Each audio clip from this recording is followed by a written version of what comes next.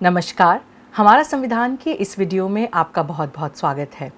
चूँकि हम चर्चा कर रहे हैं संविधान में प्रेसिडेंट के पावर्स को लेकर, आज के इस वीडियो में बड़े संक्षिप्त में मैं आपको समझाने की कोशिश करती हूँ कि भारत के संविधान के अनुसार प्रेसिडेंट ऑफ इंडिया की भूमिका महत्वपूर्ण क्यों है। अक्सर ये देखा गया है कि आम लोगों को लगता है कि प्रेसिडेंट ऑफ इंडिया जो है वो केवल एक रबर स्टैंप है, क्योंकि एग्जीक्यूटिव पावर जो है, सरकार जो है, वो तो प्राइम मिनिस्टर और काउंसिल ऑफ मिनिस्टर्स चलाते हैं। तो प्रेसिडेंट तो केवल वो करते हैं जो उनको कह दिया जाता है। लेकिन प्रेसिडेंट ऑफ इंडिया की भूमिका जो है वो संविधान के अनुसार क्या है और कौन से ऐसे अलग अलग मौके हैं जिन पर यदि प्रेसिडेंट ऑफ इंडिया चाहें तो वो एक काफ़ी अहम भूमिका अदा कर सकते हैं। तो जैसे कि हम अलग अलग आर्टिकल्स को डिस्कस करते हैं, उस चर्चा को हम कंटिन्यू रखेंगे। लेकिन आज के इस वीडियो में संक्षिप्त में एक सवाल का जवाब कि प्रेसिडेंट ऑफ इंडिया की संवैधानिक पोजीशन क्या है। देखिए, हम जानते हैं कि प्रेसिडेंट ऑफ इंडिया में सारा एग्जीक्यूटिव पावर वेस्ट करता है, लेकिन उन्हें काम करना पड़ता है on the aid and advice of council of ministers. मतलब प्रेसिडेंट किसी भी मुद्दे पर अपनी खुद की इच्छा से डिसीजन नहीं ले सकते, जो उनको प्राइम मिनिस्टर और पूरे काउंसिल ऑफ मिनिस्टर्स एडवाइस करेंगे उसी के अनुरूप उनको चलना है। लेकिन चूंकि ये कहा गया है कि प्रेसिडेंट ऑफ इंडिया में एग्जीक्यूटिव पावर वेस्ट करता है, इसका मतलब ये कि कोई भी सरकारी कानून जो पास होते हैं, कोई भी रूल्स रेगुलेशंस ऑर्डर जो निकलते हैं, कोई भी सरकारी काम जो होता है वो कहीं ना कहीं प्रेसिडेंट के दस्तखत से होता है। तो आप कहेंगे कि भाई ये तो उन्हें रबर स्टैंप ही बना दिया गया, लेकिन ऐसा नहीं है, क्योंकि बात यहाँ पर खत्म नहीं होती। दूसरी बात, हम जानते हैं कि प्रेसिडेंट ऑफ इंडिया जो है वो इंडिया में सारे आर्म्ड फोर्सेस के हेड माने जाते हैं, मतलब आर्मी, नेवी और एयरफोर्स। ये भूमिका क्यों महत्वपूर्ण है? देखिए, इसको संविधान में इसलिए सम्मिलित किया गया ताकि भारत में जो डिक्टेटरशिप हमारे पड़ोसी मुल्कों में देखने को मिलता है वैसा ना हो सके। तो कोई भी आर्म्ड फोर्सेस के जो चीफ हैं वो सारा सरकारी पावर, एग्जीक्यूटिव पावर अपने में विलीन ना कर लें,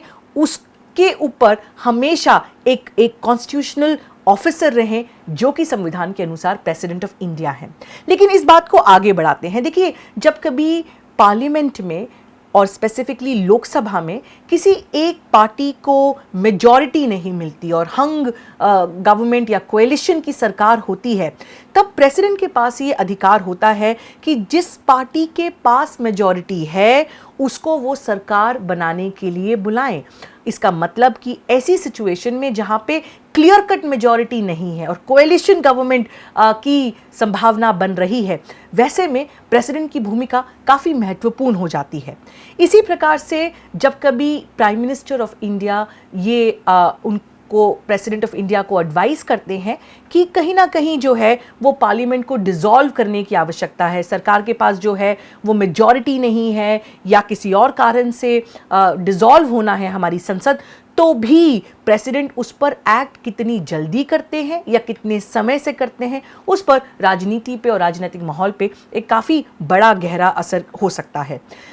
प्रेसिडेंट ऑफ इंडिया के पास बिल्स को लेकर, बिल्स जब एक्ट बनते हैं तो उनको लेकर क्या अधिकार है? हम जानते हैं कि भारत में कोई भी कानून जो है वो तब तक नहीं बनता जब तक उस पर प्रेसिडेंट के सिग्नेचर ना हो जाएं। मनी बिल्स को लेकर प्रेसिडेंट के पास कम पावर्स हैं, लेकिन जो ऑर्डिनरी बिल्स हैं उनको लेकर प्रेसिडेंट के पास काफ़ी पावर्स हैं। जब हम बिल्स पे डिस्कशन करेंगे तो मैं आपको विस्तृत में समझाऊंगी कि किस प्रकार से प्रेसिडेंट जो है, यदि उन्हें कोई बिल अच्छा नहीं लगता जो कि दोनों हाउसेस के द्वारा पास हो गया है, तो प्रेसिडेंट उसमें अपने सुझाव देकर वापस से लोकसभा और राज्यसभा को ये कह सकते हैं कि आप इस पर पुनः विचार करिए। और पुनः विचार करने के बाद यदि वापस उनके पास वो बिल भेज दिया जाता है तो ये सही है कि प्रेसिडेंट को उस पर साइन करना पड़ेगा। लेकिन कई बार प्रेसिडेंट्स ने हमने देखा है कि पॉकेट वीटो करा है। पॉकेट वीटो मतलब ये कि उन्हें सिग्नेचर तो करना है, लेकिन क्योंकि समय नहीं दिया है कि कितने समय में करना है,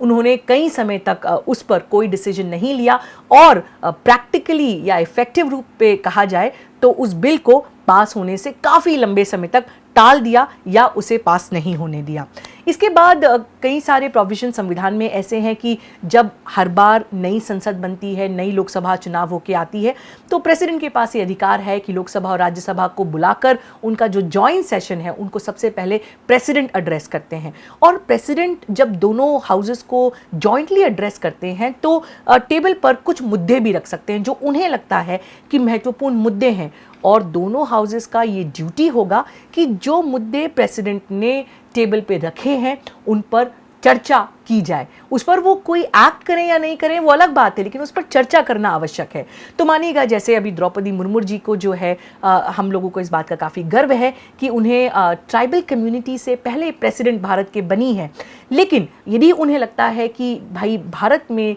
ट्राइबल कम्युनिटी के लिए और भी बहुत कुछ करना ज़रूरी है, तो फिर ऐसे में वो इन सारे मुद्दों को पटल पर रख सकती हैं और दोनों हाउसेस को उसको कंसिडर करना होगा। तो जो मेन बात है जो मैं आप तक पहुंचाना चाह रही हूं वो ये कि ये सही है कि भारत के संविधान में प्रेसिडेंट ऑफ इंडिया जो है वो शायद उतनी पावरफुल पोजीशन ना हो, लेकिन हर व्यक्ति अपनी पर्सनालिटी लेकर किसी ऑफिस में एंटर करते हैं और यदि वो चाहें तो अपने ऑफिस के साथ काफ़ी कुछ कर सकते हैं, काफ़ी न्याय कर सकते हैं और लोगों की आंखों में कई मुद्दों को लेकर भी आ सकते हैं। देखिए यदि फॉर एग्जांपल हम यूनाइटेड किंगडम में देखें तो यदि यूनाइटेड किंगडम की महारानी जो हैं उनके पास सरकारी अधिकार नहीं है, लेकिन जब वो अलग अलग देशों का कहा जाए अलग अलग देशों को ट्रैवल करती हैं, अलग अलग देशों के लोगों से मिलती हैं, नेताओं से मिलती हैं और कुछ मुद्दों को उठाती हैं, तो पूरे दुनिया की मीडिया जो है उसको कवर करती है। तो ये भी समझना ज़रूरी है कि प्रेसिडेंट ऑफ इंडिया की जो एक सिंबॉलिक रोल है,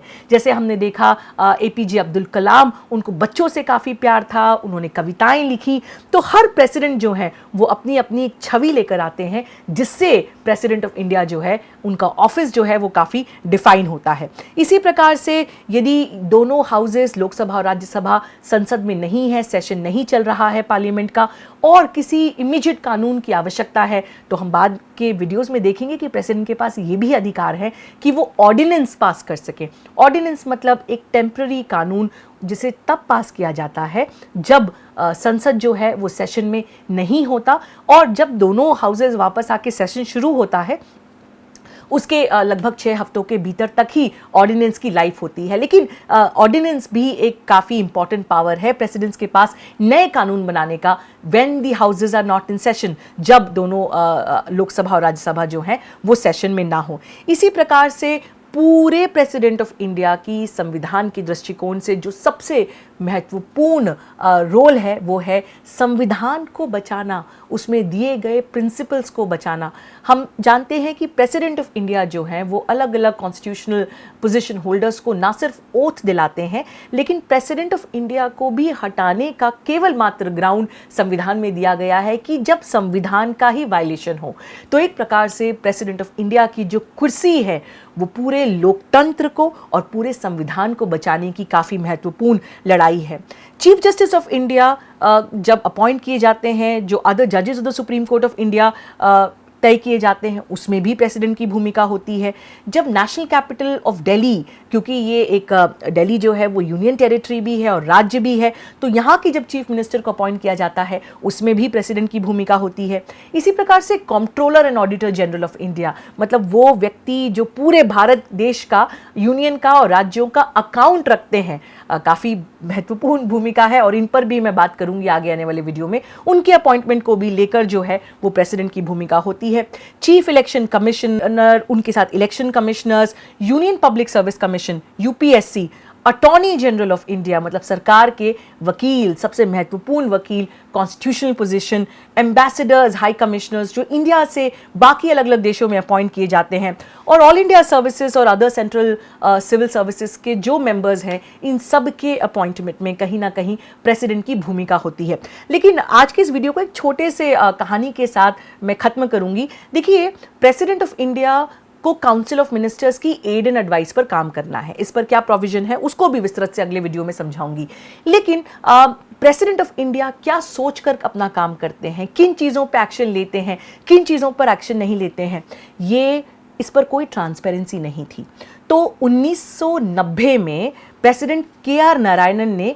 ट्रांसपेरेंसी लाने के लिए प्रेसिडेंट ऑफिस में एक नया प्रोसेस शुरू किया जिसे हम कहते हैं राष्ट्रपति भवन कम्युनिक। तो बेसिकली उन्होंने ये कहा कि देखिए जो जो भी प्रेसिडेंट ऑफ इंडिया करते हैं वो क्या सोच रहे हैं, उन्होंने जो डिसीजंस लिए वो क्यों लिए, उनका क्या डिस्क्रेशन पावर था, इन सारी चीज़ों को उन्होंने लिखना शुरू कर दिया और जनता के साथ शेयर करना शुरू कर दिया कि प्रेसिडेंट के ऑफिस का जो कम्युनिके है वो क्या है, क्या सोच रहे हैं। एक प्रकार से एक बहुत ही अच्छी मुहिम कि राष्ट्रपति के ऑफिस में कहीं ना कहीं ट्रांसपेरेंसी आए, कहीं ना कहीं अकाउंटेबिलिटी आए। तो सबसे महत्वपूर्ण बात कि संविधान प्रेसिडेंट को काफ़ी सारे पावर्स देते हैं, लेकिन प्रेसिडेंट की जो अपनी पर्सनालिटी है वो भी डिफाइन करते हैं कि प्रेसिडेंट ऑफ इंडिया इस देश के प्रजातंत्र में, लोकतंत्र में कितनी अहम भूमिका अदा कर सकते हैं। देखने के लिए बहुत बहुत धन्यवाद। मैं अधिवक्ता अवनी बंसल। द वायर के और वीडियोस देखने के लिए सब्सक्राइब करें और बेल आइकन पर क्लिक करें। स्वतंत्र पत्रकारिता की आर्थिक मदद करने के लिए डिस्क्रिप्शन में दिए गए लिंक पर जाएं और अपनी राशि चुनें।